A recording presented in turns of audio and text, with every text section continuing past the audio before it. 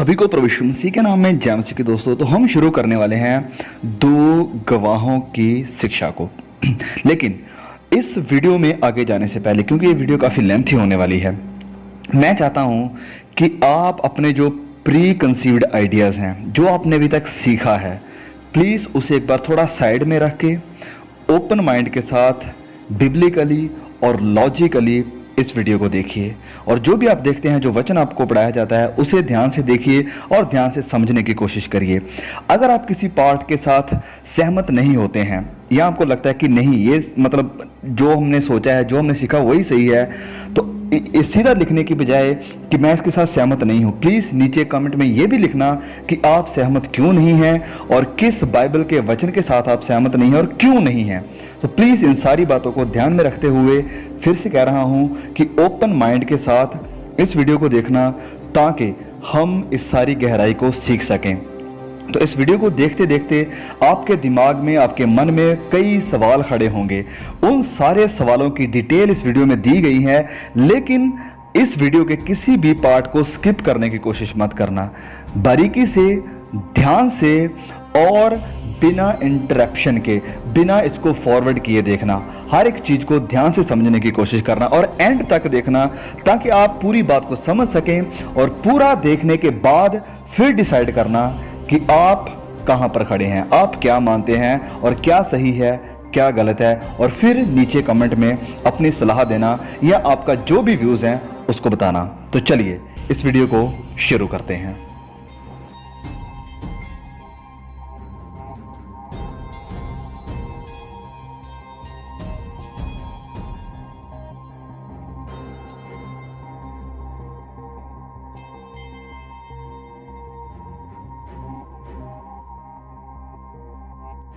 हम सब ने ये मायने ना रखते हुए कि हमारी जात क्या है, हमारा मजहब क्या है और हमारी बैकग्राउंड क्या है, इस कॉमन ह्यूमन अनुभव को हम सब ने समझा है।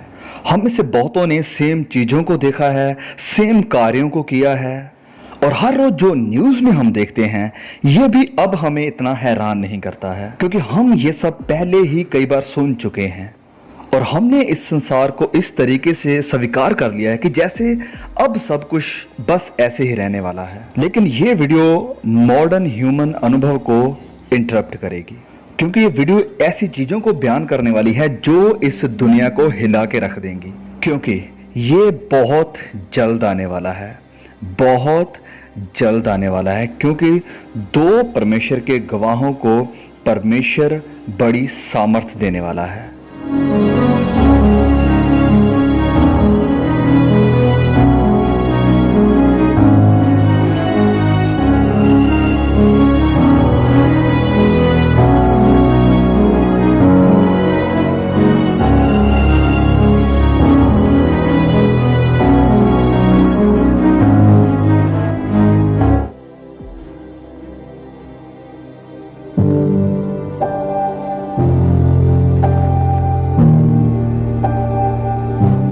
हम सबने सुना है जहाज के बारे में, हम सबने सुना है मूसा की कहानी को कि कैसे उसने पानी को दो हिस्सों में बांटा था। हमने सुना है समसून को शेरों के साथ लड़ते हुए। हम सबने इन कहानियों को सुना है, लेकिन एक बहुत ही महत्वपूर्ण बात जिसके बारे में हमने इतना नहीं सुना है, वो है दो गवाहों के बारे में। लेकिन ऐसा क्यों? देखिए, प्रकाशित वाक्य अध्याय 11 में वचन कहता है कि प्रभु यीशु के इस पृथ्वी पर वापस आने से पहले परमेश्वर अपने दो गवाहों को बड़ी ताकत देगा। और यह विजन दिया गया था यूहन्ना को, प्रभु यीशु के चेले को। और यूहन्ना लिखता है कि कैसे एक दिन ये दो बहुत ही सामर्थी गवाह आएंगे। वह सिर्फ सुसमाचार ही नहीं सुनाएंगे, नहीं, वरन परमेश्वर उन्हें ऐसी ताकत देगा जो ये साबित करेगी कि प्रभु यीशु ही बादशाह है और वह दोबारा इस पृथ्वी पर वापस आ रहा है। तो प्रकाशित वाक्य की किताब हमें बताती है कि दो नबी होंगे, दो गवाह होंगे, जिनके मुंहों से आग बरसेगी। उनके पास इतनी ताकत होगी कि वह बारिश को भी रोक सकेंगे। उनके पास ये ताकत होगी कि जो उनके संदेश को ना सुने उनके ऊपर महामारी को भी भेज सकेंगे।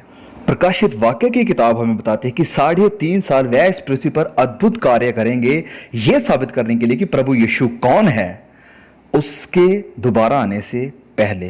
तो बाइबल में हमने जो अद्भुत कहानियां देखी हैं, ये सब एक दिन हमारी आंखों के सामने होंगी। तो पवित्र बाइबल जो 2 गवाहों के बारे में कहती है, ये बहुत ही एक्साइटिंग है, बहुत ही महत्वपूर्ण है और बहुत ही सामर्थी है। परमेश्वर की ताकत इस पृथ्वी पर होगी और बहुत ही वायरल होगी। तो क्यों आज हम अपने चर्चों में, कलीसियाओं में इन 2 गवाहों के बारे में शिक्षा को या प्रीचिंग को, मैसेज को नहीं सुनते हैं? क्योंकि ये तो बहुत ही सामर्थी घटना है जो होने वाली है। तो इसके भी कई कारण हैं। सबसे महत्वपूर्ण कारण यह है कि मसीहों में इन 2 गवाहों को लेकर बहुत ज्यादा बहस है, डिबेट है कि ये 2 गवाह असल में है कौन। हम सबके इन दोनों गवाहों को लेकर बहुत अलग अलग विचार हैं। आपके भी कई अलग नजरिए होंगे। कुछ लोग मानते हैं कि ये 2 गवाह हनोक और एलिया होंगे। फिर कुछ लोग मानते हैं कि ये 2 गवाह मूसा और एलिया होंगे। वहीं कुछ लोग मानते हैं कि ये सिंबॉलिक, प्रतीकात्मक है पुराने और नए नियम के। तो इशू अब यह है कि हम सबके अलग अलग विचार हैं कि ये 2 गवाह कौन हो सकते हैं। ये हम सबके अंदाजे हैं, सबके नजरिए हैं। अब क्योंकि हम पवित्र बाइबल से ये पिन पॉइंट नहीं कर पाए हैं कि ये 2 गवाह असल में है कौन, इसी कारण हम ज्यादा मैसेजेस इसके ऊपर नहीं सुनते हैं। इसी कारण इन 2 गवाहों पर हम इतना वीडियोस भी नहीं देखते हैं, क्योंकि कोई भी इस कंट्रोवर्सी में नहीं आना चाहता है जो कि सही ना हो। और यही कारण है कि हम चुप रहते हैं। लेकिन आज से ये बदलने वाला है। तो मेरे प्रिय भाई और बहनों, अगर आप इस वीडियो को शुरुआत से लेकर एंड तक देखते हैं, अपना पूरा ध्यान यहां पर लगाकर, तो मैं आपको बताना चाहता हूं कि इस वीडियो को देखने के बाद आपके मन में इन 2 गवाहों को लेकर कोई भी सवाल फिर नहीं रहेगा। आप बिना संदेह ये अच्छी तरह से जान जाएंगे कि वह क्या है और कौन है। तो जब आप बाइबल की स्टडी करने के लिए जाते हैं, बहुत सारे रिसोर्सेज को इस्तेमाल करते हुए, तो आप देखेंगे कि कई ऐसे विद्वान या स्कॉलर हैं जो ये मानते हैं, कहते हैं कि ये 2 गवाह हनोक और एलिया होंगे। तो ये विद्वान या लोग क्यों मानते हैं कि ये 2 गवाह एलिया या हनोक होंगे? वो इसलिए क्योंकि बाइबल इन 2 गवाहों का स्पेसिफिक नाम हमें नहीं बताती है। तो इन विद्वानों का ये अंदाजा बिल्कुल सही है, ये मानने के लिए कि ये 2 गवाह एलिया और हनोक होंगे। और इनके पास बड़ी आर्गुमेंट्स हैं ये मानने के लिए, साबित करने के लिए कि ये गवाह एलिया और हनोक ही होंगे। तो सबसे मेन जो मुख्य आर्गुमेंट है जो आप देखेंगे वो ये है। तो जब आप इब्रानियों अध्याय 9 वचन 27 में देखते हैं, तो यहां पर एक बात लिखी गई है कि हर किसी को एक न एक दिन मरना ही पड़ेगा। It is appointed for man to die once. तो इसलिए बात यहां पर यह है कि ये बाइबल के 2 कैरेक्टर हनोक और एलिया, इन्होंने मौत का स्वाद नहीं चखा था, उन्हें जिंदा आसमान पर उठा लिया गया था। तो इस कारण अब यहां पर आर्गुमेंट ये है कि जैसे बाइबल बताती है कि सबको मरना पड़ेगा और ये 2 व्यक्ति नहीं मरे हैं, तो इस कारण शायद ये हो सकता है कि ये दोनों इस पृथ्वी पर वापस लौटे 2 गवाहों के रूप में, ताकि वह भी मौत का स्वाद चख सके। क्योंकि बाइबल बताती है कि ये नियुक्त है कि हर किसी को एक दिन मरना ही पड़ेगा। तो ये इनकी मेन आर्गुमेंट है और ये सेंस बनाती भी है। कहीं ना कहीं देखा जाए तो ये बिल्कुल सही भी है। लेकिन जब हम और गहराई में जाना शुरू कर देते हैं, दूसरे नजरियों को भी पढ़ना शुरू कर देते हैं, तो हमारे मन में ये सवाल आता है कि क्या बाइबल सच में ये सिखाती है कि लिटरली हर किसी को मरना ही पड़ेगा? तो जब आप ये सोचना शुरू करते हैं कि जब प्रभु यीशु दोबारा इस पृथ्वी पर वापस आएंगे, तो कई ऐसे लोग होंगे जो उस वक्त जिंदा होंगे और प्रभु यीशु उन्हें जिंदा आसमान पर उठा लेंगे। वह मौत का स्वाद नहीं चखेंगे, परमेश्वर उन्हें एक नया महिमामय शरीर दे देगा और वह उसके साथ राज्य में प्रवेश करेंगे। तो इस कारण कई लोग कहते हैं कि अगर ये लोग बिना मरे उठाए जा सकते हैं, तो एलिया और हनोक भी उठाए जा सकते थे। और फिर पवित्र बाइबल हमें बताती है कि जो कोई भी प्रभु यीशु के पास आता है, वह उसके साथ उसके क्रूस पर उसके साथ गाड़ा गया है। ये वचन कहता है कि जो कोई भी उस पर विश्वास करता है, वह literally already died with him on the cross. और इस कारण ये स्पष्ट है कि एलिया और हनोक का विश्वास भी प्रभु यीशु पर है, तो वह भी उसके साथ क्रूस पर गाड़े गए हैं, मारे गए हैं।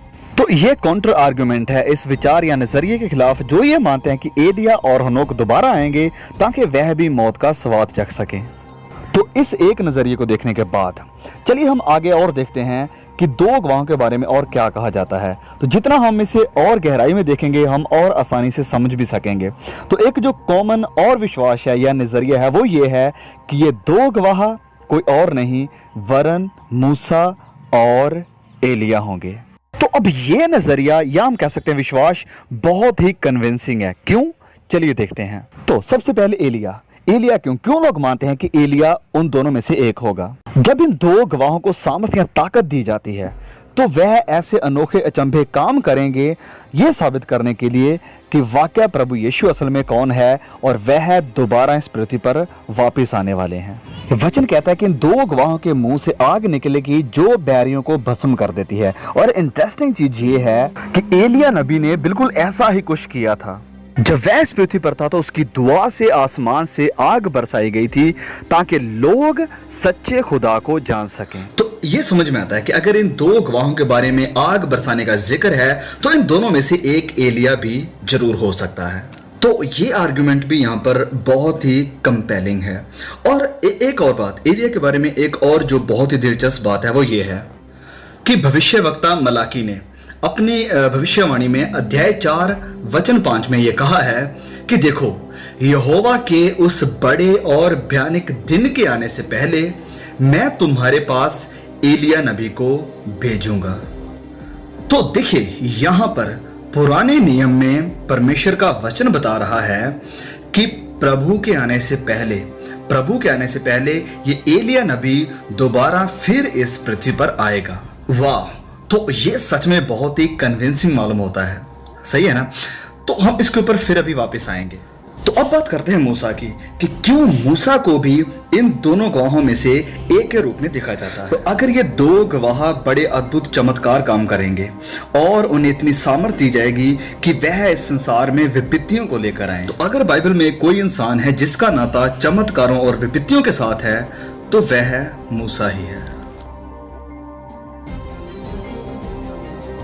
जब मूसा फिरौन से कह रहा था कि परमेश्वर के लोगों को जाने दे तो फिरौन उसकी बात को नहीं सुनता था। तो जब फिरौन ने परमेश्वर की बात को सुनने से इनकार किया तो उनके ऊपर विपत्तियां आई मिस्र को सजा देने के लिए।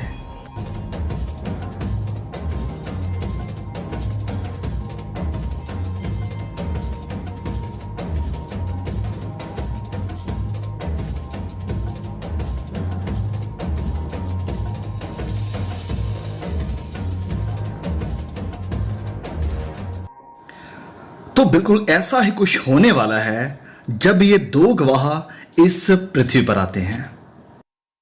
तो इससे आप समझ सकते हैं कि क्यों इन दो गवाहों में मूसा के एक होने की बात या आर्गुमेंट पेश की जाती है। अब कुछ और भी है जो कि मूसा और एलिया के लिए बहुत ही कन्विंसिंग आर्गुमेंट है और यह मैं समझता हूं कि सबसे ज्यादा कन्विंसिंग है। तो हम जानते हैं कि एलिया कभी नहीं मरा, उसे इस पृथ्वी से जिंदा आसमान पर उठा लिया गया था आग के चैरियट्स के द्वारा। तो उसने मौत का मुंह नहीं देखा। लेकिन मूसा की मृत्यु हुई थी। लेकिन भले ही मूसा ने मृत्यु का स्वाद चखा फिर भी उसके शरीर का कुछ पता नहीं था। लेकिन मूसा अभी भी समहाउ जिंदा है, क्योंकि आज से तकरीबन 2000 साल पहले जब प्रभु यीशु इस पृथ्वी के ऊपर थे तो उन्होंने मूसा और एलिया के साथ खड़े होकर मुलाकात करी थी। तो मत्ती अध्याय 17 में हम देखते हैं कि प्रभु यीशु पतरस, यूहन्ना और याकूब के साथ थे और वह इस पहाड़ के पास थे और उनके सामने ये दो शख्सियतें प्रकट हुई। तो जब प्रभु यीशु के चेलों ने देखा तो वह रूपांतर हो गए थे और उनके कपड़े सफेद हो गए थे और उनका चेहरा सूर्य की तरह चमकने लगा। और फिर प्रभु यीशु ने इन दोनों के साथ बोलना शुरू किया और अध्याय 3 से हमें पता चलता है कि ये दोनों मूसा और एलिया थे।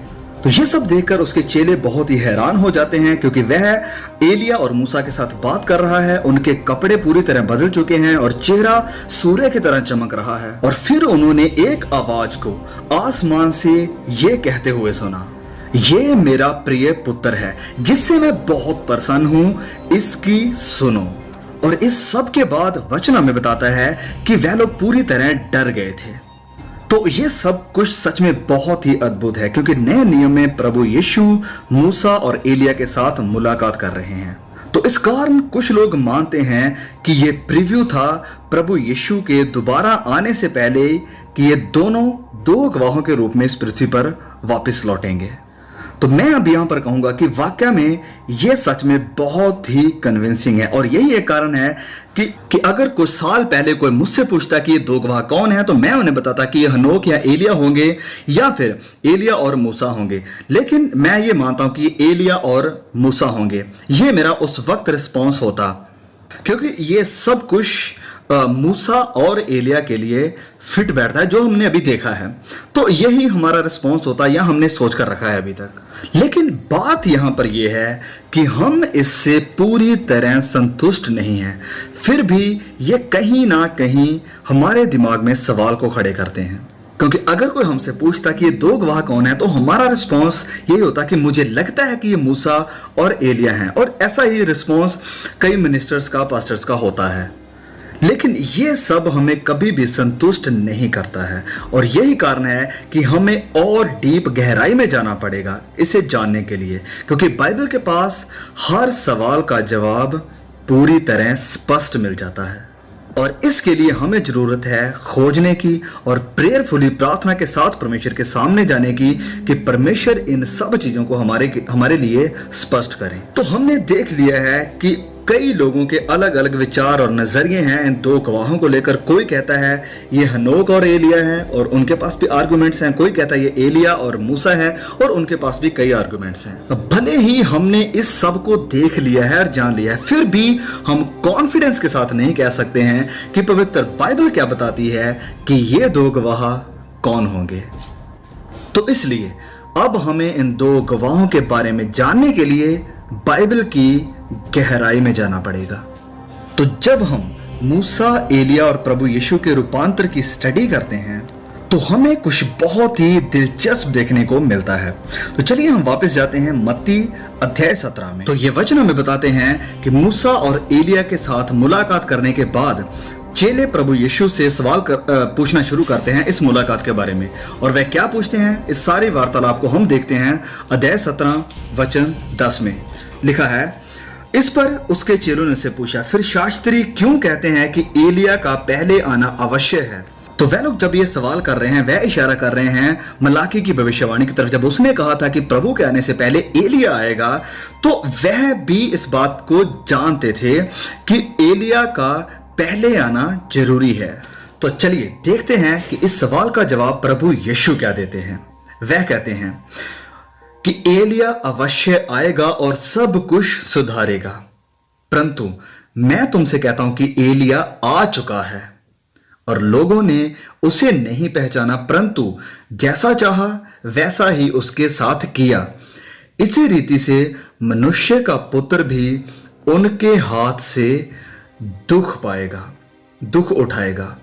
तब चेलों ने समझा कि उसने हमसे यूहन्ना बपतिस्मा देने वाले के विषय में कहा है। तो चेलों का यहां पर सवाल था कि शास्त्री क्यों कहते हैं कि एलिया का पहले आना अवश्य है? तो कोई और नहीं, प्रभु यीशु उनसे कहते हैं कि एलिया तो आ चुका है यूहन्ना बपतिस्मा देने वाले के रूप में। देखिए, प्रभु यीशु मसीह के सेवकाई शुरू करने से पहले यूहन्ना इस पृथ्वी पर था और प्रचार कर रहा था परमेश्वर के स्वर्ग राज्य का। तो यूहन्ना का प्रचार इतना झील से भरा हुआ, इतना आग से भरा हुआ था, सच्चा था, कड़वा था कि उसके लिए मुसीबत खड़ी हो गई और उसके विश्वास के कारण उसे अपनी जान से हाथ धोना पड़ा। तो प्रभु यीशु अपने चेलों से कहते हैं कि जब ये वचन कहते हैं कि एलिया पहले आएगा, तो ये यूहन्ना बपतिस्मा देने वाला था जिसके ऊपर एलिया का आत्मा था और जो प्रभु यीशु के आने से पहले उसके रास्ते को तैयार कर रहा था। और यही कारण है कि यूहन्ना के इस पृथ्वी के ऊपर पैदा होने से पहले एक फरिश्ते ने उसके मां बाप से कहा, लूका अध्याय 1 वचन 13 में, कि हे जकराया, भयभीत ना हो, क्योंकि तेरी प्रार्थना सुन ली गई है और तेरी पत्नी एलिशबत से तेरे लिए एक पुत्र उत्पन्न होगा और तू उसका नाम यूहन्ना रखना। वचन 17, और वह एलिया की आत्मा और सामर्थ में होकर उसके आगे आगे चलेगा कि पितरों का मन बाल बच्चों की ओर फेर दे और आज्ञा ना मानने वालों को धर्मियों की समझ पर लाए और प्रभु के लिए एक योग्य प्रजा तैयार करे। तो इस वचन को देखिए और इसकी तुलना करिए मलाकी अध्याय 4 वचन 5 के साथ, जहां पर लिखा है कि देखो यहोवा के उस बड़े और भयानक दिन के आने से पहले मैं तुम्हारे पास एलिया नबी को भेजूंगा, ध्यान से सुनिए, और वह माता पिता के मन को अपने पुत्रों की ओर और पुत्रों के मन को उनके माता पिता की ओर फेरेगा। तो जैसे इस वचन में लिखा है कि एलिया आएगा, वह माता पिता के मन को उनके पुत्रों की ओर और पुत्रों के मन को उनके माता पिता की ओर फेरेगा, ऐसे ही लूका में भी लिखा है, स्वर्गदूत आकर कहता है कि ये जो बच्चा तुम्हारे घर पैदा होने वाला है यूहन्ना, इसके ऊपर एलिया का आत्मा होगा और जो माता पिता के मनों को बाल बच्चों की ओर फेरेगा और आज्ञा ना मानने वालों को धर्मियों की समझ पर लाएगा। ये इशारा कर रहा है मलाकी की तरफ। तो अब हम यहां पर देखते हैं कि क्यों प्रभु यीशु ने कहा था कि एलिया के बारे में जो भविष्यवाणी की गई है उसकी पूर्ति या उसकी फुलफिलमेंट की है यूहन्ना बपतिस्मा देने वाले ने। ये एक बड़ी खोज है, ये एक बहुत बड़ी डिस्कवरी है, लेकिन ये हमारे लिए और सवालों को खड़ा कर देती है, क्योंकि मलाकी ने ये जो भविष्यवाणी की है एलिया के आने की, ये एक बहुत ही महत्वपूर्ण एक पीस था उन लोगों के लिए जो ये मानते थे कि एलिया 2 गवाहों में से एक होगा। लेकिन अब हमारे मन में सवाल पैदा हो गए हैं, क्योंकि प्रभु यीशु ने और वचनों ने कहा है कि यूहन्ना बपतिस्मा देने वाला ही एलिया था। तो अब हम कैसे जानेंगे कि ये 2 गवाह कौन हैं? तो अब शुरुआत होती है असल सफर की। तो अब जबकि हमने इन सारी चीजों को, सारी आर्ग्यूमेंट्स को देख लिया है, तो अब हम तैयार हैं खुले मन के साथ ये देखने के लिए कि प्रकाशित वाक्य की किताब इन 2 गवाहों के बारे में क्या कहती है। तो परमेश्वर हमारी मदद करे कि हम एग्जैक्टली जान सकें कि ये 2 गवाह है कौन। तो इसके लिए अपने मन में प्रार्थना करिए, परमेश्वर से समझ को मांगिए और परमेश्वर से इस प्रकाशन को मांगिए। चलिए मिलकर इस वचन को और 2 गवाहों के बारे में सीखते हैं।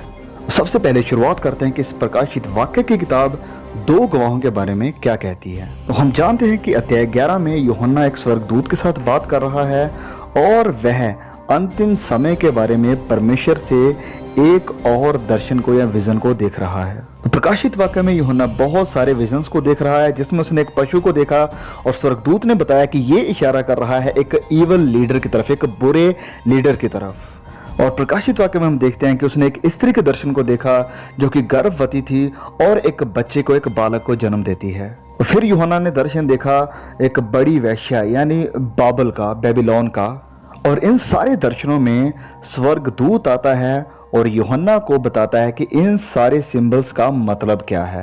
तो अब बात आती है जब इस दर्शन की, जो हमें देखने को मिलता है अध्याय 11 में इन 2 गवाहों को लेकर।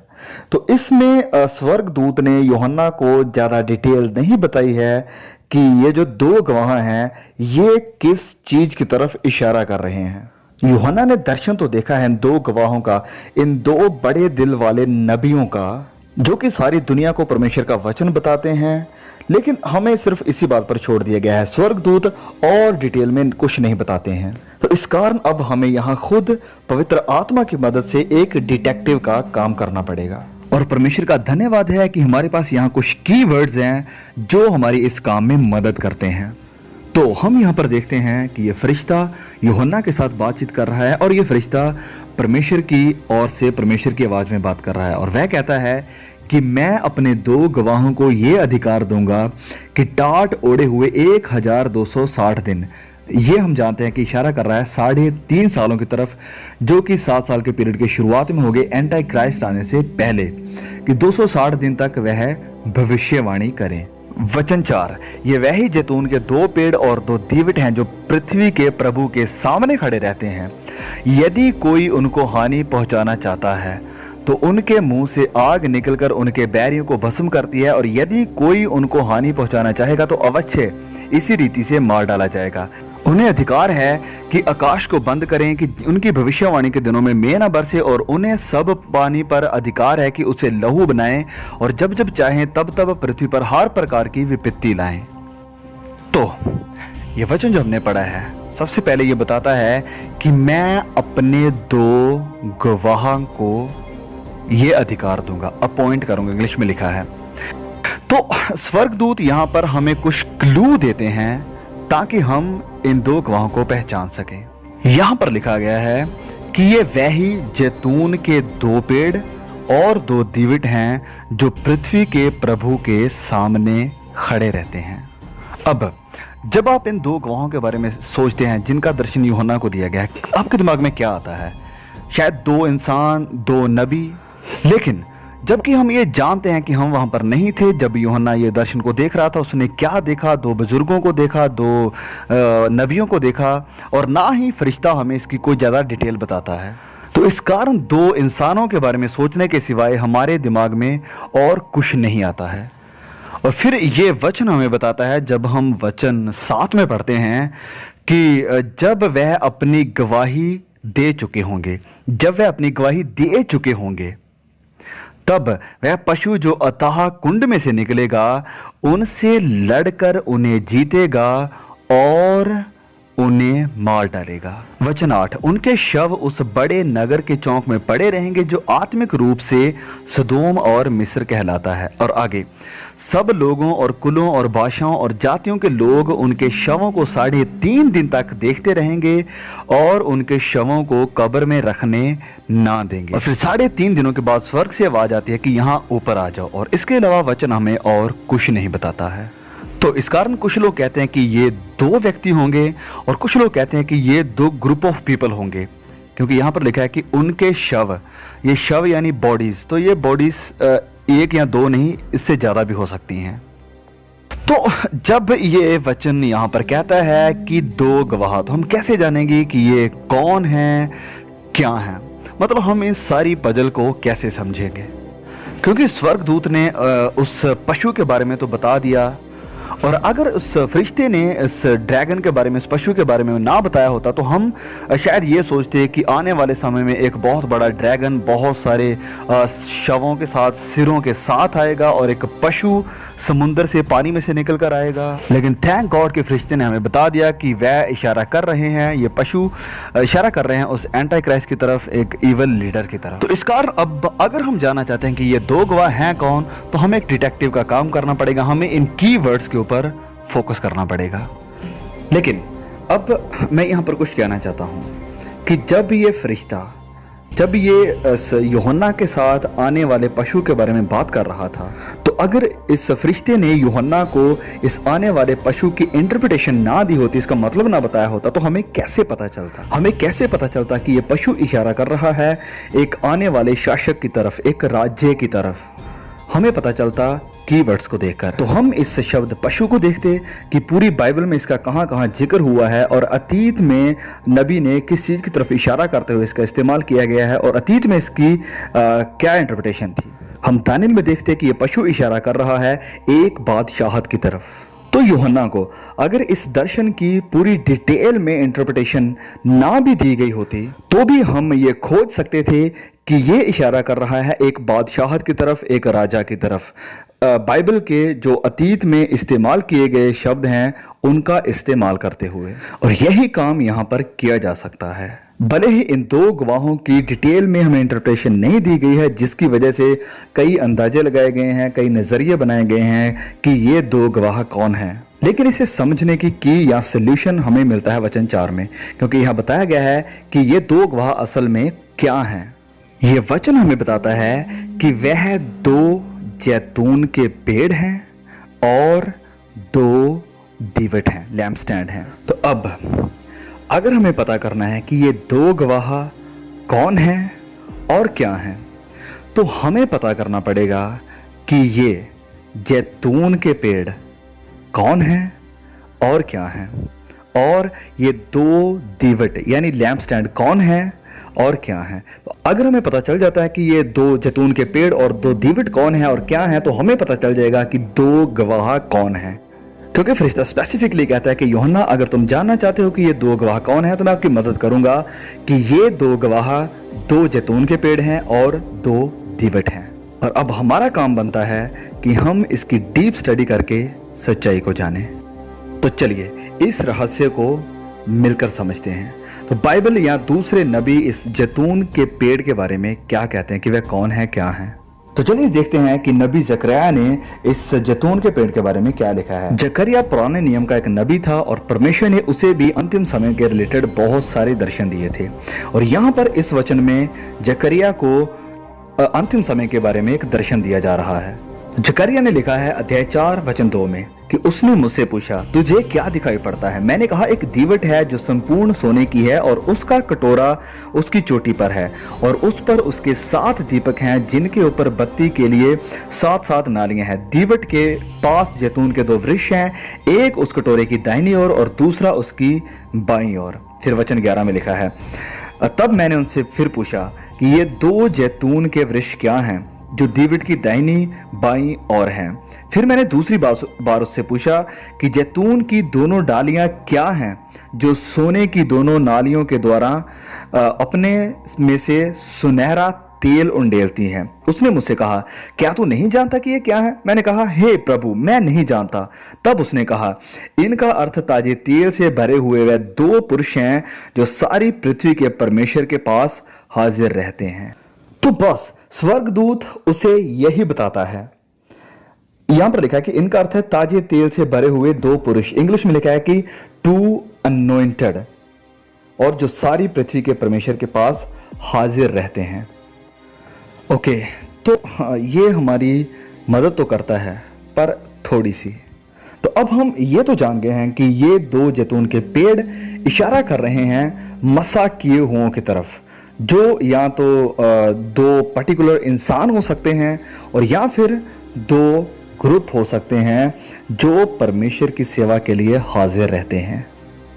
ओके, तो अभी हमारी ये स्टडी खत्म नहीं हुई है, तो हमें ये जानना भी पड़ेगा कि क्या पवित्र बाइबल में ये जैतून इशारा करता है किसी एक इंसान की तरफ, या फिर इसका इस्तेमाल हुआ है पूरी बाइबल में ग्रुप ऑफ पीपल की तरफ, मतलब लोगों के एक समूह की तरफ। जिर्मिया अध्याय 11 वचन 16। तो जिर्मिया अपने लोगों को, यहूदी लोगों को पश्चाताप के लिए बुला रहा है। उसके बहुत से लोगों ने परमेश्वर को छोड़ दिया है, परमेश्वर के नबियों की आवाज को सुनना बंद कर दिया है। तो जिर्मिया उन्हें बताता है कि परमेश्वर की नजरों में वह लोग कितने महत्वपूर्ण हैं, कितने इंपॉर्टेंट हैं। वह अपने लोगों यहूदियों से कहता है कि परमेश्वर के आप बहुत करीब थे, परमेश्वर आपसे बहुत प्यार करता था। देखिए वह क्या कहता है कि यहोवा ने तुझको हरा मनोहर सुंदर फल वाला जैतून तो कहा था, परंतु उसने बड़े हुल्लड़ के शब्द होते ही उसमें आग लगाई और उसकी डालियां तोड़ डाली गई।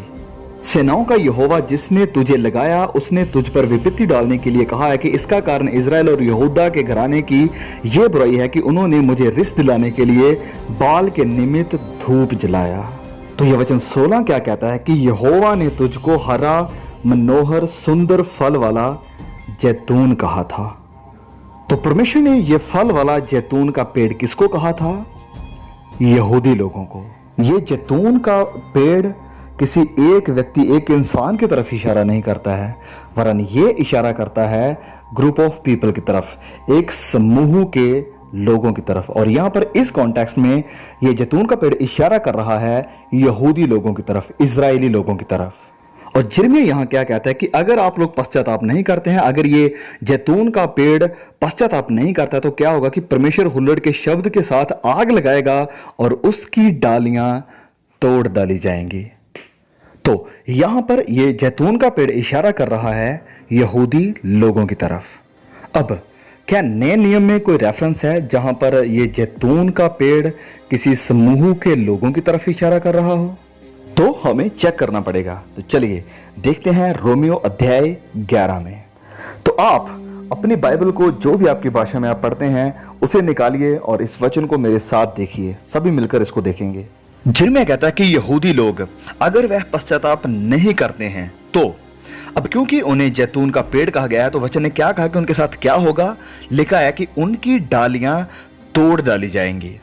तो पौलुस ये खत रोम के वासियों को लिख रहा है और वह बात कर रहा है अन्य जातियों के साथ। अब ये अन्य जातियों यानी जेंटाइल्स कौन है? सो जेंटाइल्स है एनी नॉन ज्यूश, कोई भी जो यहूदी नहीं है। तो आप कोई भी हो सकते हैं। तो इस कॉन्टेक्स्ट में अन्य जातियों यानी जेंटाइल्स हैं कोई भी वह इंसान जो यहूदी नहीं है। तो परमेश्वर दुनिया को दो हिस्सों में देखता है, एक है जेंटाइल्स और एक है यहूदी, अन्य जातियां और यहूदी। तो प्रेरित पौलुस जब ये लेटर अन्य जातियों को लिख रहा है तो वह चाहता है कि हम लोग जाने कि जब हमने प्रभु यीशु पर विश्वास किया है तो हम परमेश्वर के लोगों में शामिल हो गए हैं। क्योंकि हम एंसेस्ट्री तौर पर यहूदी नहीं हैं, लेकिन प्रभु यीशु पर विश्वास करने के द्वारा हम परमेश्वर के एक लोग बन गए हैं। तो प्रेरित पौलुस यहां पर कह रहे हैं कि हाँ, यहूदी लोग जैतून का पेड़ हैं, लेकिन उनकी कुछ डालियां तोड़ डाली गई हैं क्योंकि उन्होंने परमेश्वर की आवाज पर ध्यान नहीं दिया और उसे सुना नहीं है, और ना ही उन्होंने परमेश्वर के भेजे हुए पर विश्वास किया। और इस कारण परमेश्वर ने एक और जैतून का पेड़ खड़ा किया है जिसे वह इस्तेमाल करेगा और जो उसकी सेवा करेंगे। तो वह लिखता है कि आप अन्य जातियों के लोग भी इस जैतून के पेड़ का परमेश्वर के परिवार का एक हिस्सा हैं। तो वह कहता है, मैं तुम अन्य जातियों से ये बातें कहता हूं, लिखा है, पर यदि कुछ डालियां तोड़ दी गईं और तू जंगली जैतून होकर उनमें साटा गया और जैतून की जड़ की चिकनाई का भागी हुआ है, तो डालियों पर घमंड ना करना, और यदि तू घमंड करे तो जान रख कि तू जड़ को नहीं परंतु जड़ तुझे संभालती है। यह बहुत ही डीप है। याद है प्रभु यीशु ने क्या कहा था कि यदि तुम मुझ में रहो और मेरी बातें तुझ में रहें तो तुम बहुत फल दोगे। तो पौलुस यहां पर इसी चीज की तरफ इशारा कर रहा है। वह कह रहा है कि जो यीशु पर विश्वास लाते हैं वह भी जैतून का एक पेड़ बन जाते हैं। तो वह अन्य जातियों से कह रहा है कि आप घमंड मत करो। अगर परमेश्वर ने आपको चुन लिया है तो इसका मतलब यह नहीं है कि वह यहूदियों को फेंकने वाला है, मतलब उनकी उन्हें कोई परवाह नहीं है। क्योंकि आपने यीशु पर विश्वास किया है और जैतून का एक पेड़ बन गए हैं, इसका मतलब यह नहीं है कि परमेश्वर ने यहूदियों को जो कि जैतून का एक पेड़ है उन्हें छोड़ दिया है। वह अभी भी जैतून का पेड़ है और परमेश्वर उनके ऊपर काम कर रहा है, उसने उन्हें छोड़ा नहीं है अभी। इसी कारण पौलुस कहता है कि यदि कुछ डालियां तोड़ दी गईं और तू जंगली जैतून होकर उनमें साटा गया और जैतून की जड़ की चिकनाई का भागी हुआ है, तो डालियों पर घमंड ना करना, और यदि तू घमंड करे तो जान रख कि तू जड़ को नहीं परंतु जड़ तुझे संभालती है। तो यहां पर पौलुस इशारा कर रहा है जिर्मिया की तरफ, क्योंकि जिर्मिया ने कहा था कि बड़े हुल्लड़ के शब्द के साथ जो असली जैतून का पेड़ है यानी यहूदी लोग, उनकी डालियां तोड़ डाली गई हैं। तो पौलुस यहां पर क्या बात कर रहा है? टूटी डालियों की। तो वह यहां अन्य जातियों से कह रहा है कि फिर तू कहेगा डालियां इसलिए तोड़ी गई कि मैं साटा जाऊं, मतलब इसका हिस्सा बन जाऊं। ठीक है, ऐसा हुआ है। वह तो अविश्वास के कारण तोड़ी गई, परंतु तू विश्वास से बना रहता है, इसलिए अभिमानी ना हो परंतु भय मान। तो पौलुस यहां पर अन्य जातियों को, मतलब हम सब लोगों से कह रहा है कि क्योंकि वह असल जो ब्रांचेस थी, जो डालियां थी, वह अविश्वास के कारण तोड़ी गई है, पर तू अभिमानी यानी तू घमंडी ना हो, वरन विश्वास में बना रहे और धन्यवाद कर। फिर पौलुस आगे कहता है कि उसने इजरायलियों को, यहूदियों को अभी नहीं छोड़ा है। देखिए वह क्या कहता है, जब परमेश्वर ने स्वाभाविक डालियों को ना छोड़ा तो तुझे भी ना छोड़ेगा। वे भी यदि अविश्वास में ना रहें तो साटे जाएंगे, क्योंकि परमेश्वर उन्हें फिर साट सकता है, मतलब इंक्लूड कर सकता है।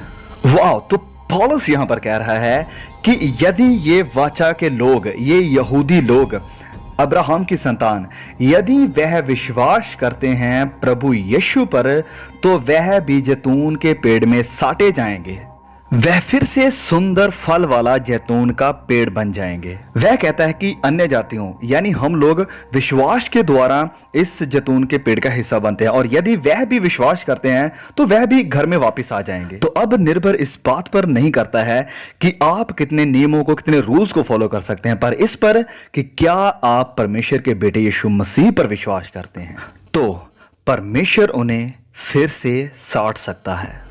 तो यही है सारी बात। फिर आगे वह लिखता है, क्योंकि यदि तू उस जैतून से जो स्वभाव से जंगली है काटा गया और स्वभाव के विरुद्ध अच्छे जैतून में साटा गया, तो ये जो स्वाभाविक डालियां हैं अपने ही जैतून में क्यों ना साटी जाएंगी, अपने ही जैतून में। उम्मीद है आपको ये सारी तस्वीर नजर आ रही है। हम एक जैतून का पेड़ बन चुके हैं और एक बड़े जैतून में साटे गए हैं। वह कहता है कि जिस पल ये यहूदी लोग प्रभु यीशु पर विश्वास लाते हैं, ये जो स्वाभाविक डालियां हैं, नेचुरल ब्रांचेस हैं, स्वाभाविक डालियां, तो वह अपने ही जैतून में साटे जाएंगे। तो हम सब जेंटाइल लोग जो कि अन्य जातियों से हैं, जो कि गैर यहूदी हैं एंसेस्ट्री तौर पर, हम इस बड़े जैतून में साटे गए हैं, हिस्सा बन चुके हैं इसका। और जिस पल ये वाचा के यहूदी लोग प्रभु यीशु पर विश्वास लाते हैं, तो वह क्या बन जाएंगे? वह अपने ही जैतून का हिस्सा बन जाएंगे, अपने जैतून बन जाएंगे। तो यहां पर कितने जैतून के पेड़ बन रहे हैं? 2 जैतून के पेड़। और इसी कारण जकरिया कहता है कि ये जो 2 हैं, ये मसा किए हुए 2 हैं। They are 2 who are anointed, जो कि सारी पृथ्वी के परमेश्वर के सामने हाजिर रहते हैं। सिर्फ यहूदी नहीं, सिर्फ अन्य जातियों के लोग नहीं, वरन दोनों यहूदी और अन्य जातियों के लोग एक बड़ी वाटिका का हिस्सा बन चुके हैं। और दोनों अलग अलग जैतून के पेड़ हैं जो परमेश्वर के पास हाजिर रहते हैं उसकी सेवा के लिए। और इसी कारण पौलुस कहते हैं कि हे भाइयों, कहीं ऐसा ना हो कि तुम अपने आप को बुद्धिमान समझ लो। इसलिए मैं नहीं चाहता कि तुम इस भेद से, इस रहस्य से अनजान रहो कि जब तक अन्य जातियां पूरी रीति से प्रवेश ना कर लें, तब तक इज़राइल का एक भाग ऐसा ही कठोर रहेगा और इस रीति से सारा इज़राइल उद्धार पाएगा।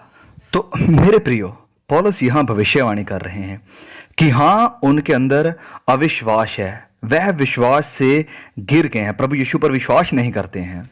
लेकिन जब ये सारी अन्य जातियां पूरी रीति से प्रवेश कर लेंगी, तब इज़राइल के साथ कुछ होगा। वह भी फिर उद्धार को पाएंगे, प्रभु यीशु पर विश्वास लाएंगे।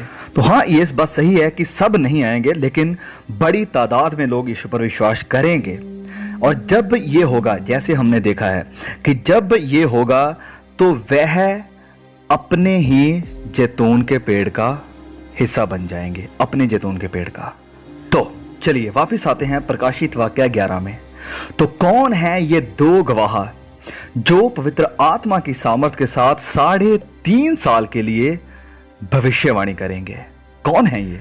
क्या इसने कहा है कि ये 2 इंसान या 2 व्यक्ति होंगे? नहीं, वरन वचन ने कहा है कि वह 2 जैतून के पेड़ हैं। तो देखिए, जब वह दिन आता है जब परमेश्वर अपनी आत्मा को उंडेलेगा, इसका मतलब ये नहीं कि अभी आत्मा नहीं है या आत्मा भरपूरी से काम नहीं कर रहा है, लेकिन जब परमेश्वर की सामर्थ उंडेली जाएगी, तो ये तभी उंडेली जाएगी जब उसके ये 2 जैतून के पेड़ पूरी तरह तैयार होंगे। और ये तभी होगा जब उसके दोनों पेड़ तैयार होंगे। यस, एक जैतून का बड़ा पेड़ तैयार है, लेकिन अभी भी इंतजार है उसके चुने हुए यहूदी लोगों का, जब वह पश्चाताप करते हैं और प्रभु यीशु पर विश्वास लाते हैं, उसे समझते हैं कि वह कौन है, तब ये दोनों जैतून के पेड़ पूरी तरह तैयार होंगे पवित्र आत्मा के साथ परमेश्वर की सेवा करने के लिए। और फिर उन्हें अपॉइंट किया जाएगा और फिर शुरू होगी इन 2 गवाहों की गवाही। ओके, तो यहां तक तो हमें समझ आ गया। उम्मीद है आपको भी पता चल गया होगा कि ये 2 जैतून के पेड़ कौन हैं। लेकिन अभी यहाँ पर बहुत कुछ है और सीखने के लिए। तो ये वचन यहाँ कहता है कि ये 2 गवाह सिर्फ 2 जैतून के पेड़ ही नहीं हैं, वरन 2 दीवट भी हैं। तो ये 2 दीवट क्या हैं, इससे हमें सीखना पड़ेगा। और फिर आगे ये वचन कहता है कि उनके मुंह से आग निकलेगी और उनके पास अधिकार होगा आकाश को बंद करने का। तो क्या विश्वासी होने के नाते हम ये सब कर पाएंगे, ये हमें देखना पड़ेगा। और फिर ये वचन कहता है कि उन्हें पानी पर भी अधिकार है कि उन्हें लहू बना दे। ये बहुत ही डीप है। और फिर ये वचन कहता है कि 3.5 दिनों तक उनकी लोथें पड़ी रहेंगी। तो इतने समय के लिए इतने सारे लोगों की लोथें कैसी पड़ी रह सकती है? इस सब का जवाब हमें बाइबल देगी। फिर ये वचन कहता है कि वह टाट ओढ़े हुए। अब इसका क्या मतलब है? और फिर यहाँ इसका क्या मतलब कि उनकी लोथें 3.5 दिनों के लिए कब्रों में ना रखी जाएंगी। इन सब का क्या मतलब है? इसका जवाब हमें देखना पड़ेगा। तो अब तक जो हमने देखा है वो ये है कि इन 2 गवाहों का दर्शन यूहन्ना ने देखा था और उसने किसी 2 इंसानों को नहीं देखा, वरन उसने 2 जातियों को देखा था। देखिए प्रभु यीशु यहाँ प्रेरितों के काम अध्याय 1 वचन 8 में क्या कहते हैं, परंतु जब पवित्र आत्मा तुम पर आएगा तब तुम सामर्थ पाओगे और यरूशलेम और सारे यहूदिया और सामरिया में और पृथ्वी की शोर तक मेरे गवाह होंगे। किसके बारे में उसने कहा था कि मेरे गवाह होंगे? उसके चेले, उसके पीछे चलने वाले, कि तुम सामर्थ को पाओगे। देखिए प्रेरितों के काम में परमेश्वर ने पवित्र आत्मा को बड़े सामर्थ के साथ उंडेला था। उस समय प्रेरितों को, प्रभु यीशु के पीछे चलने वालों को परमेश्वर ने बड़ी सामर्थ दी थी। वह मुर्दों को जिंदा करते थे, बीमारों को चंगा करते थे, अंधों को आंखें दे देते थे। और जब वक्त होगा एक बार फिर से गवाहों के ऐसे खड़े होने का, तो परमेश्वर की ताकत इतनी पावरफुल, इतने जोरदार तरीके से काम करेगी कि ये बहुत वायरल होगी और दुनिया देखेगी कि परमेश्वर ही परमेश्वर है।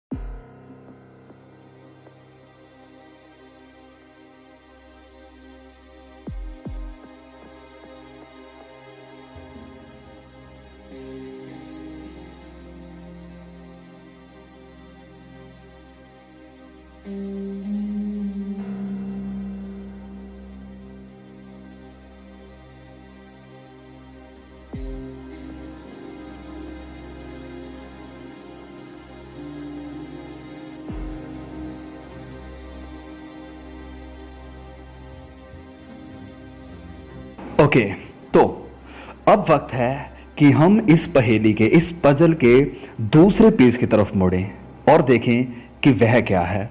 आगे जाने से पहले मैं फिर कहना चाहता हूं कि प्लीज़ अगर आपकी बाइबल आपके साथ है तो प्लीज़ उसे भी खोल कर रखें जब हम इस वीडियो को आगे देखते हैं। अब हमने देख लिया है कि ये 2 गवाह 2 जैतून के वृक्ष हैं और परमेश्वर की मदद से हमने ये जान लिया है कि ये 2 वृक्ष इशारा करते हैं 2 जातियों की तरफ, अन्य जातियों की तरफ और यहूदी लोगों की तरफ। और फिर प्रकाशित वाक्य अध्याय 11 वचन 4 में यह कहा गया है कि ये सिर्फ 2 जैतून के पेड़ ही नहीं हैं, वरन 2 दीवट भी हैं, 2 लैंप स्टैंड्स भी हैं। और हमें ये जरूर याद रखना चाहिए कि ये सारी चीजें एक दर्शन है, एक विजन है जो यूहन्ना ने देखा था। और विजन्स को समझने के लिए हमें इन सिंबल्स की तरफ देखना पड़ेगा और देखना पड़ेगा कि पूरी बाइबल में इसे कहां और क्यों इस्तेमाल किया गया है। हमें ये सब करने की जरूरत ना पड़ती अगर फरिश्ते ने ये सारे दर्शन को समझा दिया होता, जैसे उसने पशु के दर्शन को समझाया था और बाकियों को। लेकिन परमेश्वर चाहते हैं कि हम थोड़ा बाइबल स्टडी करें, तो इसलिए हमें ये सब खुद देखना पड़ेगा कि ये 2 दीवट क्या हैं। लेकिन अच्छी खबर यहाँ पर यह है कि इसको समझने के लिए हमें पूरी बाइबल का दूर का लंबा सफ़र नहीं करना पड़ेगा, क्योंकि प्रकाशित वाक्य के शुरुआत में यूहन्ना ने एक और विजन को देखा था जिसमें ये लैंप स्टैंड्स यानी दीवट शामिल थे। और उस विजन में फरिश्ते ने समझाया था कि ये लैंप स्टैंड, ये दीवट किस चीज की तरफ इशारा करते हैं। तो ये हमारी बहुत मदद करने वाला है। जब हम देखते हैं कि कैसे फरिश्ते ने इसको इंटरप्रेट किया और किस चीज की तरफ ये इशारा करते हैं, तो हम समझ जाएंगे कि विजन्स में इन बिब्लिकल सिंबल्स का, दीवटों का क्या मतलब है।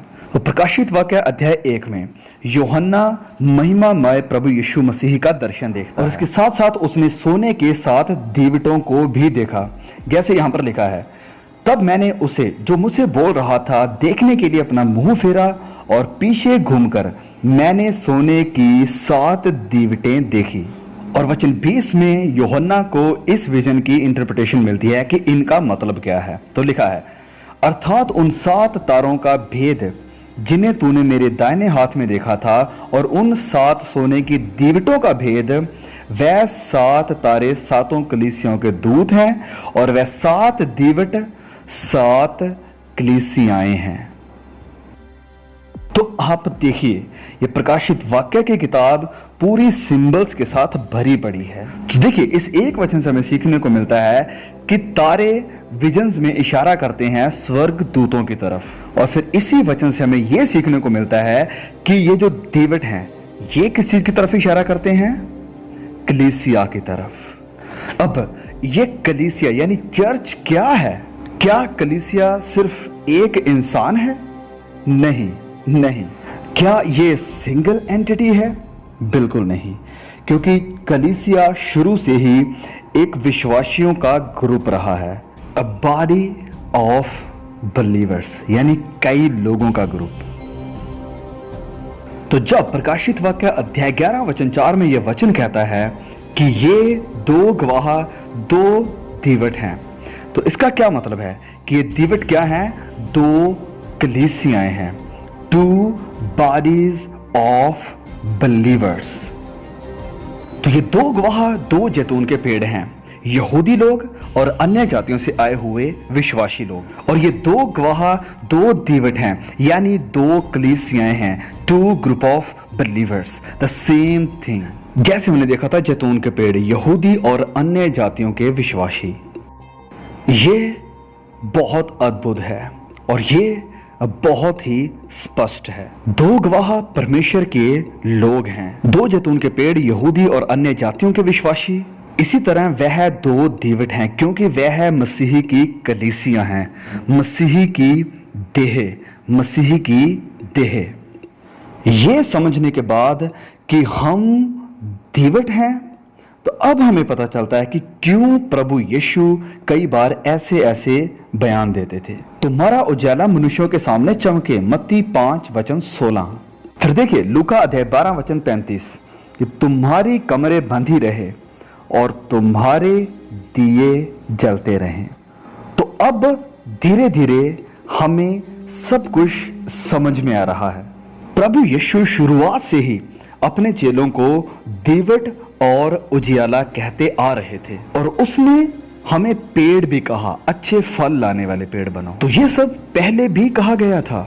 तो ये सब कुछ, ये सारी पहेली, उम्मीद है अब आपको समझ आ रही है, अब समझ रहे हैं, और अब आप अपने आप को पहले जैसे बिल्कुल नहीं देख सकते हैं, क्योंकि आप 2 जैतून के पेड़ों में से एक होने के नाते, 2 दीवटों में से एक होने के नाते, और उसके विश्वासी होने के नाते आप गवाहों में से एक हैं। जिसका मतलब है कि जब यह कहा गया है कि 2 गवाहों को बड़ी ताकत सामर्थ्य दी जाएगी ताकि वह 3.5 सालों के लिए बड़े अद्भुत तरीके से प्रभु यीशु मसीह की गवाही दें, तो अब हम देखते हैं कि परमेश्वर की यह ताकत सिर्फ 2 लोगों पर ही नहीं वरन हम सब पर उतरेगी। तो ये सच्चाई सब कुछ बदल देती है, क्योंकि हाँ, यस, पवित्र आत्मा अभी है, उसकी ताकत अभी भी एक्टिव है, लेकिन 3.5 सालों के लिए ये इस तरीके से काम करेगी कि सारी बहस, सारी डिबेट्स शांत हो जाएंगी। अब आप लोग शायद सोचें कि क्या हम वह जनरेशन है, क्या हम वह पीढ़ी हैं जो इस ताकत को हासिल करेंगे? तो ये निर्भर करता है, इट ऑल डिपेंड्स। कोई भी पीढ़ी के लोग जो कि आखिरी सालों में प्रभु यीशु मसीह के आने से पहले इस पृथ्वी पर होंगे, तो वह आखिरी जनरेशन, वह आखिरी पीढ़ी, वह पीढ़ी होगी जो ऐसी सामर्थ को अनुभव करेगी जिसका अनुभव आज तक हमने प्रेरितों के काम के बाद नहीं किया है। 3.5 सालों के लिए वह गवाही देंगे, पूरी दुनिया के सामने यह साबित करेंगे कि परमेश्वर कितना शक्तिशाली है। ओके, अब यहां देखिए प्रकाशित वाक्य अध्याय 11 वचन 3 में हमारे हिंदी में लिखा है कि मैं उन्हें अधिकार दूंगा, लेकिन जब हम इसे केजेवी वर्जन में पढ़ते हैं तो वहां पर लिखा है कि मैं उन्हें ताकत दूंगा, पावर दूंगा कि वह टाट ओढ़े हुए 1260 दिन तक भविष्यवाणी करें। उन्हें ताकत दूंगा, पावर दूंगा, उन्हें ताकत दी जाएगी, सामर्थ्य दी जाएगी। और फिर प्रेरितों के काम में देखिए, प्रेरितों को यानी पहले मसीहों को उस ताकत का थोड़ा सा टेस्ट दिया गया था जिसका अनुभव लास्ट मसीही यानी आखिरी जनरेशन करने वाली है। तो देखिए यहां पर अंतिम समय में क्या होगा, इसको लेकर क्या कहा गया है। प्रेरितों के काम अध्याय 2 वचन 17, परमेश्वर कहता है कि अंत के दिनों में ऐसा होगा कि मैं अपना आत्मा सब मनुष्यों पर उंडेलूंगा और तुम्हारे बेटे और तुम्हारी बेटियां भविष्यवाणी करेंगी, वरन मैं अपने दासों और दासियों पर भी उन दिनों में अपना आत्मा में से उंडेलूंगा और वह भविष्यवाणी करेंगे। वचन 19, और मैं ऊपर आकाश में अद्भुत काम और नीचे धरती पर चिन्ह अर्थात लहू और आग और धुएं का सा बादल दिखाऊंगा।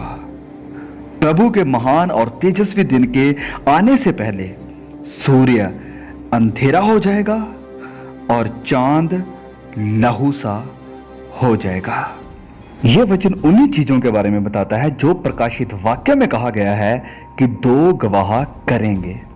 तो यह स्पष्ट है, प्रभु यीशु मसीह के आने से पहले यह दुनिया उसकी ताकत को उसके लोगों के द्वारा देखेगी। तो यहां कहा गया है प्रकाशित वाक्य अध्याय 11 वचन 5 में कि यदि कोई उनको हानि पहुंचाना चाहता है तो उनके मुंह से आग निकलकर उनके बैरियों को भस्म करती है, और यदि कोई उनको हानि पहुंचाना चाहेगा तो अवश्य इसी रीति से मार डाला जाएगा। ओके, तो चलिए अब इसके बारे में बात करते हैं। तो ये वचन यहां कहता है कि उनके मुंह से आग निकलेगी। अब हम ये जानते हैं कि ये सारा विजन सिंबल्स के साथ भरा हुआ है, तो क्या सच में विश्वासियों के मुंह से आग निकलेगी या फिर ये कोई सिंबल है? तो बाइबल में आप कई बार इस चीज को देखेंगे कि किसी के मुंह से आग निकलना ये एक सिंबल है जो इशारा करता है परमेश्वर की सच्चाई का प्रचार करने की तरफ। और इसकी एक उदाहरण है यिर्मयाह 5:14। यहां पर लिखा है, इस कारण सेनाओं का यहोवा यूं कहता है, ये लोग जो ऐसा कहते हैं, इसलिए देख मैं अपना वचन तेरे मुंह में आग और इस प्रजा को काठ बनाऊंगा और वह उनको भस्म करेगी। अब लिटरली कोई भी इन वचनों की आग के साथ जला नहीं था, लेकिन वह सत्य से भस्म हुए थे, परमेश्वर के वचनों की सच्चाई से। तो जैसे यहां ये आग इशारा कर रही है मुंह से निकलने वाले वचनों की तरफ जो लोगों को भस्म करेगी, तो ये पूरी तरह संभव है कि यही सिंबल यहां पर इस्तेमाल हुआ है 11 वचन 5 में। ये आखिरी जनरेशन के मसीही इतनी सामर्थ के साथ परमेश्वर के वचनों का प्रचार करेंगे कि ये दुनिया इससे नजरअंदाज नहीं कर सकेगी। तो वह समय बहुत ही अद्भुत होने वाला है। फिर आगे लिखा है वचन 6 में, उन्हें अधिकार है कि आकाश को बंद करें कि उनकी भविष्यवाणी के दिनों में मेंह न बरसे, और उन्हें सब पानी पर अधिकार है कि उसे लहू बनाएं, और जब जब चाहें तब तब पृथ्वी पर हर प्रकार की विपत्तियों को लाएं। ओके, तो चलिए अब इसके बारे में बात करते हैं। ये विश्वासी आखिरी समय के विश्वासियों को बहुत बड़ी सामर्थ्य दी जाएगी। वह लोगों के सामने प्रभु यीशु के दोबारा जल्द लौटने की भविष्यवाणियां करेंगे और उनकी प्रार्थना बड़े अद्भुत काम करेगी। उस वक्त उनकी प्रार्थना बहुत ही सामर्थ्य होगी और यहां तक कि वह विपत्तियों को भी ला सकेंगे। तो उम्मीद है अब शायद आप इस बात को समझे होंगे कि क्यों ये सारी दुनिया हम मसीहों को इतनी नफरत करेगी। तो अब हमारे लिए इन सारी बातों को समझना थोड़ा आसान हो चुका है। देखिए अब मतलब आज के समय में मसीहत के ऊपर अत्याचार या परसिक्यूशन है, धीरे धीरे बढ़ रहा है और कई जगहों पर लोग मसीहत से पूरी तरह परेशान आ चुके हैं। लेकिन आखिर के वक्त में पवित्र बाइबल कहती है कि विश्वासी पवित्र आत्मा की सामर्थ के साथ बहुत ही अद्भुत तरीके के साथ काम करेंगे और लोग इसे देख भी सकेंगे कि ये कोई अद्भुत ताकत है या परमेश्वर यीशु मसीह की ताकत है, लेकिन फिर भी लोग पश्चाताप नहीं करेंगे वरन उन पर क्रोधित होंगे। लोगों के मन इतने कठोर हो जाएंगे कि वह परमेश्वर पर भी गुस्सा होंगे। और यही एक बहुत बड़ा कारण है कि जब एंटी क्राइस्ट आता है तो ये लोग उसके और उसकी कोशिशों के साथ बहुत जल्द जुड़ जाएंगे ताकि वह मसीहों से छुटकारा पा सकें। क्या आप अभी देख सकते हैं इस पहेली को एक साथ जुड़ते हुए? सोच कर देखिए कि अगर ऐसे विश्वासी हैं जो आत्मा की मदद के साथ इतने पावरफुल तरीके से काम कर रहे हैं कि जिन्हें कोई रोक भी नहीं सकता है, तो ये दुनिया जिसे हम चाहेंगे कि ये बात को सुने, पश्चाताप करें, परमेश्वर की तरफ मुड़ें, उतना ही वह हमसे नफरत करेंगे और हमारे खिलाफ खड़े होंगे और मसीहों से यानी परमेश्वर की ताकत से वह सुरक्षा चाहेंगे। और एक इंसान अगर उन्हें सुरक्षा दे सकेगा तो वो कोई और नहीं वरन एंटी क्राइस्ट होगा। इसी कारण एंटी क्राइस्ट मसीहों पर अत्याचार करेगा और ये दुनिया उसके साथ जुड़ जाएगी, क्योंकि वह मसीहों से और परमेश्वर की आत्मा से तंग आ चुके होंगे। इसके उदाहरण जैसे आज हम देख सकते हैं। तो यह समय कहीं दूर नहीं है। आगे वचन 7 में जैसे लिखा है कि जब वह अपनी गवाही दे चुके होंगे, जब वह अपनी गवाही दे चुके होंगे। कितने समय तक उनकी गवाही होगी? 3.5 सालों के लिए। तो लिखा है जब वह अपनी गवाही दे चुके होंगे तब वह पशु जो अथाह कुंड में से निकलेगा उनसे लड़कर उन्हें जीतेगा और उन्हें मार डालेगा। उनके शव उस बड़े नगर के चौक में पड़े रहेंगे जो आत्मिक रूप से सदोम और मिस्र कहलाता है, जहां उनका प्रभु भी क्रूस पर चढ़ाया गया था। सब लोगों और कुलों और भाषाओं और जातियों के लोग उनके शवों को 3.5 दिन तक देखते रहेंगे और उनके शवों को कब्र में ना रखने देंगे। तो यह वचन बिल्कुल साफ साफ कह रहा है कि वह पशु जो अथाह कुंड में से निकलेगा तो वह उनके साथ लड़ेगा, उन्हें जीतेगा और उन्हें मार डालेगा। तो हम जानते हैं कि यहाँ पर बात हो रही है परमेश्वर के लोगों की, चुने हुओं की, जो उसके नाम की गवाही देंगे। तो वचन 9 कहता है कि उनके शव 3.5 दिनों तक पड़े रहेंगे। तो ये दुनिया मसीहों से इतनी नफरत करेगी कि उनके शवों को कब्र में भी ना रखने देगी। तो लोगों के मनों में उस समय बहुत नफरत होगी। और अब हम जानते हैं कि ये सब क्यों होगा और ये सब किस तरफ लेकर जाएगा। ओके, तो अब इस वचन 9 में से लेकर 11 तक बहुत सारे सिंबल्स हैं, प्रतीकात्मक रूप हैं। तो इनमें से कई ऐसे भी शामिल हैं जिनको हमने कई बाइबल के विजन में से देखा हुआ है। उदाहरण के लिए दिनों से सालों की भविष्यवाणी। देखिए, जब हम भविष्यवाणियों की पढ़ाई करते हैं और खासकर दानियल की भविष्यवाणियों की, तो हमने देखा है कि कैसे ये अक्सर दिन इशारा करते हैं सालों की तरफ। इस चीज को हमने दानियल के 17 सप्ताह की भविष्यवाणी में भी देखा है। हमने देखा है कि जो दिनों का वहां उस भविष्यवाणी में इस्तेमाल हुआ है, ये इशारा कर रहा था सालों की तरफ, जब प्रभु यीशु इस पृथ्वी पर आएंगे और अपनी सेवकाई को शुरू करेंगे। और इसी चीज को, दिनों से सालों की भविष्यवाणी को, हमने यूनाह नबी की भविष्यवाणी में भी देखा है कि जो वहां कहा गया था वह सब पूरा हुआ था जब 40 सालों के बाद यरूशलेम गिराया गया था। और हाँ, अगर आपने उन वीडियोस को नहीं देखा है तो प्लीज उन वीडियोस को जरूर देखिए। तो पवित्र बाइबल में हमें बहुत सारे ऐसे सिंबल्स मिल जाएंगे जहां पवित्र बाइबल में ये दिन इशारा करते हैं भविष्य में आने वाले समय में सालों की तरफ। ये हिजकियेल 4:6 में लिखा है कि मैंने उनके लिए भी और तेरे लिए भी वर्ष के बदले एक दिन अर्थात 40 दिन ठहराए हैं। तो भविष्यवाणी में ये दिन इशारा कर सकते हैं आने वाले सालों की तरफ जिसमें कुछ होगा। तो अब जबकि हम जानते हैं कि ये सिंबल्स के साथ भरा हुआ विजन है और ये भविष्यवाणी से रिलेटेड एक विजन है, तो जब यहाँ पर 3.5 दिनों की बात होती है तो हम आसानी से जान सकते हैं कि यहाँ पर फिर से दिनों से सालों की भविष्यवाणी की बात हो रही है। और ये 3.5 दिन या 3.5 साल उन 7 सालों में शामिल है जिसके कंप्लीट होने के बाद प्रभु यीशु दोबारा इस पृथ्वी पर आएंगे। और इन सारी बातों को अगर आप और क्लियरली समझना चाहते हैं तो प्लीज सबसे पहले हमने जो एक वीडियो बनाया था ट्रिबुलेशन के ऊपर, उसे जरूर देखिए और उसके बाद एंटी क्राइस्ट सीरीज को जरूर देखिए, पार्ट 1 और पार्ट 2 को। अब इस सबको देखने के बाद हो सकता है आप अब सोच रहे होंगे कि ये रैप्चर जो है ये कहां फिट बैठ रहा है। तो जैसे पिछले कई वीडियोस में मैं बता चुका हूं कि कुछ विश्वासी मानते हैं कि रैप्चर ट्रिबुलेशन के पहले होगा और वहीं कुछ और हैं जो मानते हैं कि रैप्चर ट्रिबुलेशन के बाद होगा। जो प्री ट्रिब रैप्चर हैं वो मानते हैं कि रैप्चर होगा 7 साल के पीरियड की शुरुआत से पहले, और जो पोस्ट ट्रिब रैप्चर हैं वो मानते हैं कि रैप्चर होगा 7 साल के पीरियड के बाद में, लास्ट में। अब इस बात को लेकर बहुत सारी डिविजन्स हैं। फिर भी अगर देखा जाए बिब्लिकली, कई वीडियोस में मैं बता चुका हूं कि जो रैप्चर होगा वो महाक्लेश के बाद होगा। लेकिन एक बात पर तो हम फिर भी सब सहमत हैं और वो ये है कि जब ये महाक्लेश होगा तब बहुत सारे यानी कई मसीह भाई बहन इस पृथ्वी पर होंगे, क्योंकि एंटी क्राइस्ट उनके ऊपर अत्याचार करेगा, ये हम जानते हैं। लेकिन अब हम ये भी जान गए हैं कि 7 साल के पीरियड के शुरुआत में जो विश्वासी यहां पर होंगे वह डर से नहीं वरन परमेश्वर की सामर्थ के साथ काम करेंगे। इस 7 साल के पहले हिस्से में प्रभु यीशु अपने मानने वालों पर, विश्वासियों को इतना अधिकार देगा कि वह बहुत ही अद्भुत तरीके से, बड़ी सामर्थ के साथ चिन्ह और चमत्कार करेंगे और वह प्रभु यीशु के दोबारा लौटने की भविष्यवाणी करेंगे।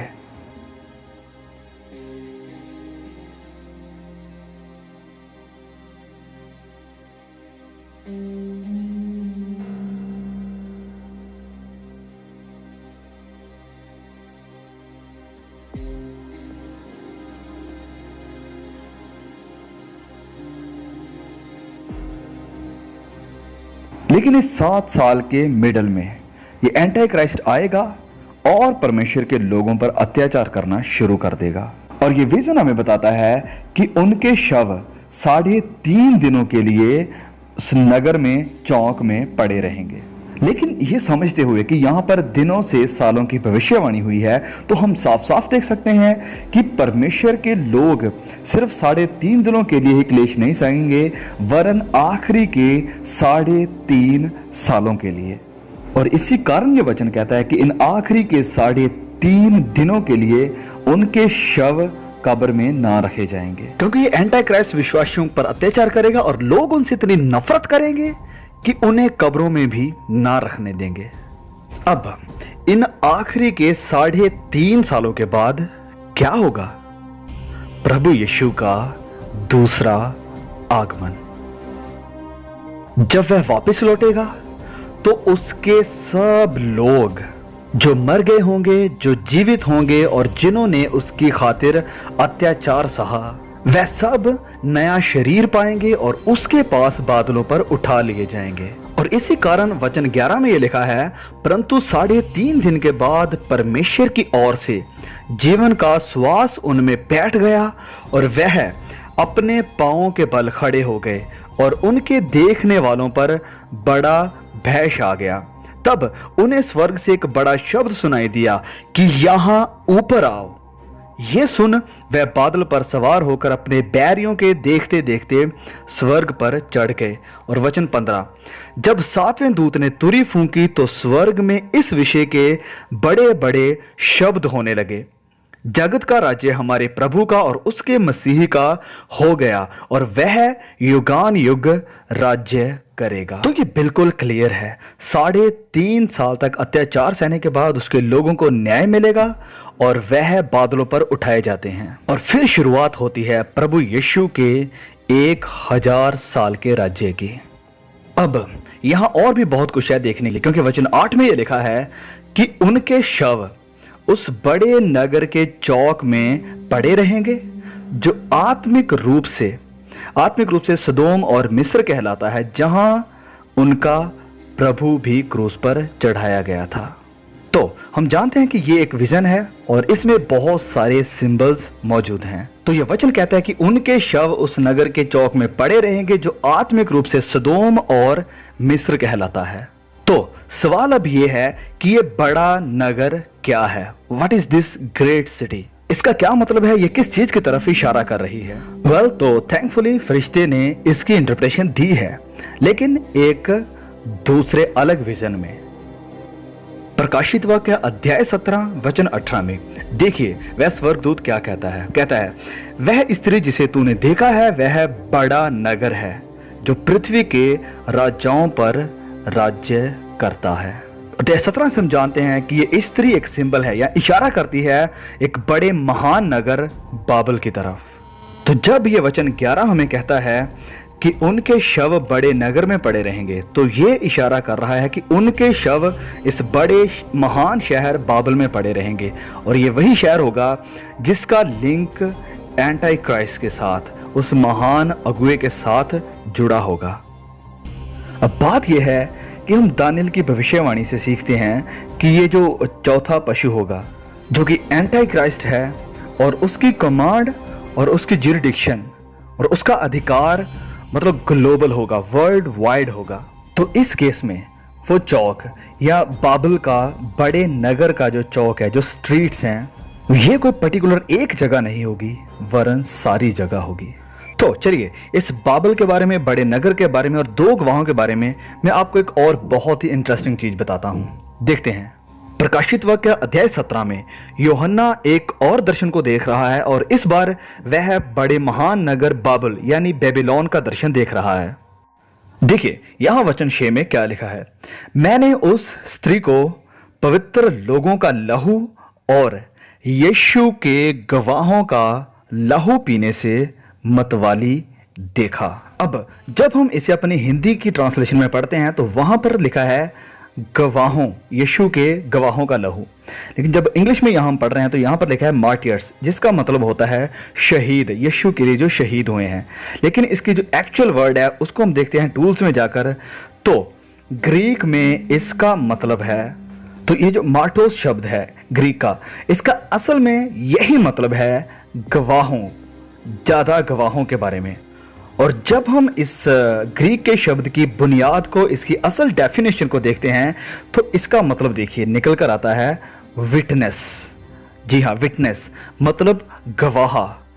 जी हाँ, विटनेस, एक गवाह। और केजेवी किंग जेम्स वर्जन में इसी शब्द का इस्तेमाल किया गया है 29 टाइम्स, 29 टाइम। और मार्टियस, शहीद का यूज हुआ है 3 टाइम। तो जब हम अपनी हिंदी की इस ट्रांसलेशन को पढ़ते हैं तो यहां बिल्कुल सही और साफ साफ लिखा है कि मैंने उस स्त्री को पवित्र लोगों का लहू और यीशु के गवाहों का लहू पीने से मतवाली देखा। तो ये बहुत ही अद्भुत है और इस बात को और भी साबित कर देता है कि एंटी क्राइस्ट जिन लोगों के ऊपर अत्याचार करेगा, जिनके ऊपर ये बड़ा बेबीलोन अत्याचार करेगा, ये कोई 2 पुरुष नहीं होंगे, वरन एक कलेक्टिव बॉडी ऑफ पीपल होंगे, एक ग्रुप होगा लोगों का, यीशु के गवाहों का लहू। ओके, तो इससे पहले कि हम इस वीडियो को खत्म करें, एक और सिंबल है इसी विजन में जो हमें देखना पड़ेगा। तो लिखा है प्रकाशित वाक्य 11 वचन 3 में कि मैं अपने 2 गवाहों को यह अधिकार दूंगा कि टाट ओढ़े हुए 1260 दिन तक भविष्यवाणी करें। टाट ओढ़े हुए, क्लोथ इन सैकक्लॉथ, मतलब टाट ओढ़े हुए भविष्यवाणी करें। अब इसका क्या मतलब है? यह किस चीज की तरफ इशारा करता है?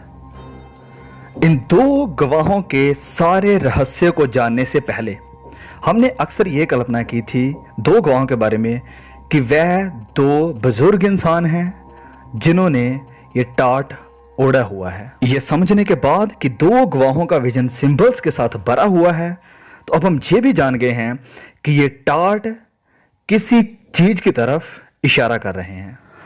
तो ये मॉडर्न बाइबल टूल्स के द्वारा अब हम ये जान सकते हैं कि ये शब्द टाट का पूरी बाइबल में कहां कहां इस्तेमाल और क्यों हुआ है।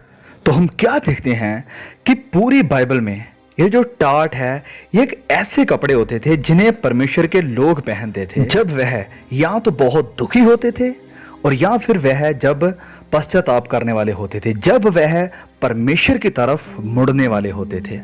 जब लोग परमेश्वर से दूर जाते थे और परमेश्वर के पास आते थे तो वह टाट को ओढ़ते थे, जो कि एक सिंबल था, जो कि एक बाहरी सिंबल था भीतर हुए चेंज का, बदलाव का। तो वह टाट इसलिए ओढ़ते थे कि वह दुखी हैं और परमेश्वर की सेवा के लिए तैयार हैं। इसे तो हम पूरी बाइबल में देखते हैं, लेकिन इसकी सबसे बड़ी उदाहरण है योनाह नबी, क्योंकि जब वह नीनवे के लोगों के पास गया तो उसने कहा कि तुम पश्चाताप करो, नहीं तो तुम्हारा सारा शहर बर्बाद हो जाएगा, नाश हो जाएगा। और उन्होंने उसकी बात को सुना और यह जाहिर करने के लिए कि वह सच में पश्चाताप करने वाले हैं, उन्होंने टाट ओढ़े और बाहरी रूप पर यह जाहिर किया कि सच में वह अंदर से भी बदल चुके हैं। तो अब मुझे लगता है कि यह स्पष्ट हो चुका है जब यह वचन कहता है कि वह गवाह टाट ओढ़े हुए भविष्यवाणी करेंगे, तो यह एक सिंबल है जो इशारा करता है उन लोगों की तरफ जिन्होंने सच में पश्चाताप किया है, लोगों का एक समूह जो परमेश्वर की सेवा के लिए तैयार है। देखिए, जब परमेश्वर की सामर्थ पवित्र आत्मा के द्वारा उंडेली जाती है तो हर कोई इसे ग्रहण नहीं करेगा। देखिए, बहुत सारे ऐसे लोग हैं जो मसीही होने का दावा करते हैं, कहते हैं कि हम मसीही हैं, परमेश्वर की तरफ हैं। लेकिन वो लोग जो इस ताकत को, इस सामर्थ को हासिल करेंगे, ये सिर्फ वही लोग होंगे जिन्होंने टाट ओढ़े हुए हैं, जिनके अंदर बदलाव है, जिन्होंने पाप के लाइफस्टाइल को छोड़ा हुआ है और जिन्होंने पश्चाताप किया है और सच्चे मन से परमेश्वर को चाहते हैं। बहुत से अन्य जातियों के, हम जैसे लोग पश्चाताप करके इन टाट को ओढ़े हुए हैं। बहुत से यहूदी लोग भी प्रभु यीशु पर विश्वास करके इस टाट को ओढ़ेंगे। तो जब परमेश्वर देखेगा कि उसके अन्य जातियों के विश्वासियों ने भी टाट ओढ़ लिए हैं, तो वह देखेगा एक जैतून के पेड़ को तैयार हुए। जब वह देखेगा कि उसके यहूदी लोगों ने भी मसीही के टाट ओढ़ लिए हैं, तो वह जैतून का पेड़ भी खड़ा हो जाएगा। जब वह देखेगा कि उसके लोगों ने पश्चाताप कर लिया है और सच्चे मन से, जैसे उन्होंने पहले कभी नहीं किया था, उसकी खोज में है, तो वह देखेगा कि उसके 2 जैतून के पेड़ तैयार हो चुके हैं उसकी सेवा के लिए, और वह उन्हें ताकत देगा, अधिकार देगा। तो मैं फिर कहता हूं कि सब जो दावा करते हैं मसीही पर विश्वास का, उनमें से सब इस ताकत को हासिल नहीं कर पाएंगे। सिर्फ वही जो परमेश्वर को चाहते हैं, जिन्होंने आत्मिकता के टाट ओढ़े हुए हैं और दुनिया को पीछे छोड़ दिया है और दिल से परमेश्वर की खोज में हैं। ये वही विश्वासी हैं जिन्हें आखिर के दिनों में अधिकार और ताकत दी जाएगी। और अगर आप इस वीडियो को देख रहे हैं तो चांसेस है कि आप परमेश्वर को चाहने वाले हैं।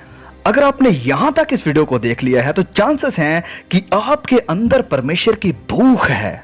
मेरे प्रियो, आप टाट ओढ़ने की तैयारी में हैं। आप पश्चाताप करके पूरे दिल से परमेश्वर के पीछे चलने वाले हैं। और अगर आप इस पृथ्वी पर होते हैं, उस आखिरी जनरेशन का हिस्सा, प्रभु यीशु मसीह के इस पृथ्वी पर लौटने से पहले, तो आपको वह अधिकार और ताकत दी जाएगी।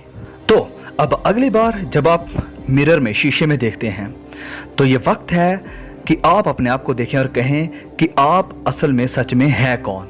इन 2 गवाहों में से कोई एक।